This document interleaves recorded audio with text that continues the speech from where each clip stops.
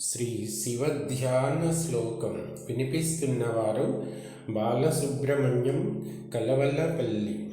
జటాబద్ధ కళానాథం భోగిభూషణభూషితం అక్షమాలాంచ శూలంచ కపాలం దధతం కరైః ఖట్వాంగమపి పంచాస్యం వసనం వ్యాఘ్రచర్మ చ త్రినేత్రమబ్జనిలయం బాలార్కసదృశప్రభుం ఖడ్గం ఖేటం పినాకం త్రిశిఖడమరుకం బిందివాలం కపాలం బాణం రౌద్రం దధానం అభయవరకరం సోమసూర్యాగ్నినేత్రం కాలం కాలాగ్నిరుద్రం త్రిపురహరవరం మన్మథం దహ్యమానం ఘోరాస్త్రం పంచవక్త్రం గరళనిగరళం నీలకంఠం భజేహం